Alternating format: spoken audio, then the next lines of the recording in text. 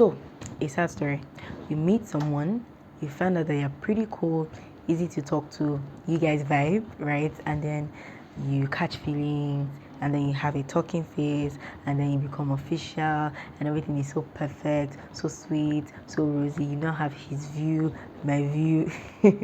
Anyway, and a few months down the line, everything is perfect, right? And randomly, suddenly, you just find them cheating on you with somebody random.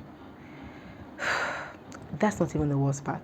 The worst part is that you now go home feeling bad with tears in your eyes, and somewhere inside of you is feeling like, oh, this was my fault.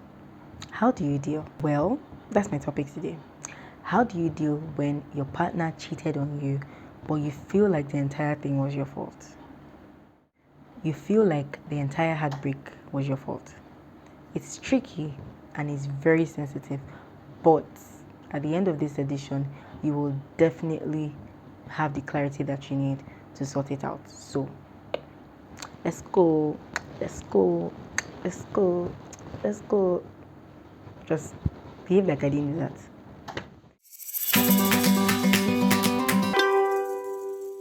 I have no goofiness left in me. Hi, my name is Eniola. Welcome to my channel where I talk about practical steps to building and sustaining purposeful romantic relationships and living growth-centered lives.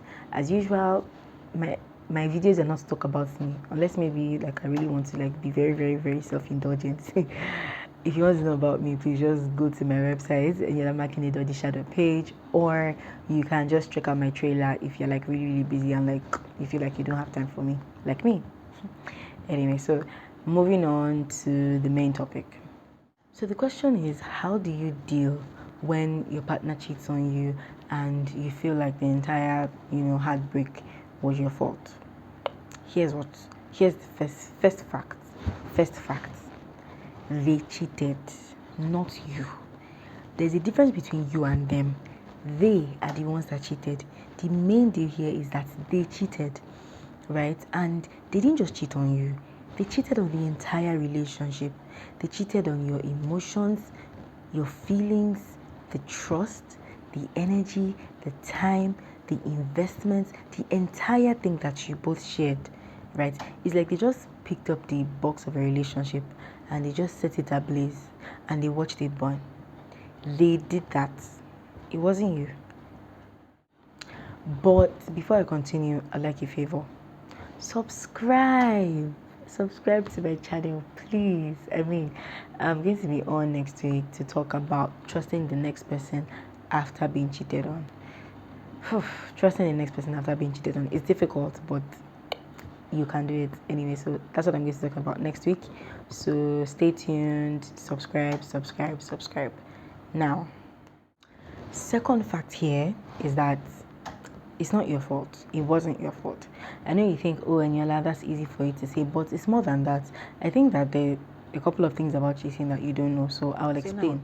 Cheating is caused by different things, but usually it's because there's a deficit in the relationship, right? So there are two parties in the relationship. One party has found out that the other party cannot entirely meet their needs. These needs might be emotional, it might be physical, it might be sexual, it can be any type of need, but that party has identified that, oh, this person cannot meet my need, so this is the deficit that I feel, right? Either emotionally, sexually, however. So now, when they feel that deficit, they can do a lot of things with it. What they now do with it is now their own choice, right? So let me give you 2 instances, or maybe even 3. So here are the instances. First, you don't spend enough time with your partner, you don't pay them a lot of attention. When they're having conversations with you, you don't really pay attention, and for you that's not a big deal. You probably buy them a couple of gifts and stuff like that, right? And you think that you've made up for it, but you haven't. Why? Because that's not their love language. So they feel a deficit. You're not spending time with them, you're not paying attention to them, you're not having conversations with them. They feel a deficit, they don't feel loved, right? So now that they felt a deficit, what do they do with it? First instance, they cheat on you. Second instance, they talk to you about it. Which would you prefer, right? So what I'm just trying to point out here is that the deficit might have been your fault, right? But the choice that they made, whatever it is that they decided to do with it, was their own fault. If they decided to talk to you about it, that was their choice, right? If they decided to cheat on you, that's their choice. Some people also don't even bother to talk about it, they don't bother to cheat, they just break up, right? Like they just break up immediately. So they can either talk to you about it, they can cheat on you, or they can break up. The best thing to do would be what suits them at that point, right? But cheating should not be an option. So either way, there are a lot of other things that could have met this deficit. They could have just broken up with you honestly, and that's not a bad thing. If they think that you can meet their needs, that's fine. They can move on. That's one. They could have had the conversation. It might have been very difficult, but they could have had it. That might have salvaged the relationship. But then now going out to somebody else is a totally different ball game, right? So this is what I want you to take away from this video. Now, on a general note, I want you to take these things away, right? Number one, cheating is a choice. They cheated on you, it wasn't your fault, it was their choice to make. They made the decision, and that's it. Number two, based on the aftermath of how they handle the situation, you'll know if they actually attach real value to what you both shared, right? And that will help you to make a decision on whether to forgive them if they're asking for forgiveness, or to just let things go, right? I know that you think that might sound weird to forgive them, but if you're being honest with yourself, people make wrong choices all the time. People make mistakes all the time, right? I'm not giving excuses for them, right? But people make mistakes all the time. People make the wrong choices all the time. You can't say that you've not done anything that is really bad that you don't want anybody to know about, right? So you can both salvage the situation and work on the deficits that caused the cheating. Have the difficult conversations, go to therapy, go to counseling, do whatever it takes, but what really matters is that they take responsibility for their wrong and they are ready to do better, they are ready to make things right, they are ready to right their wrong.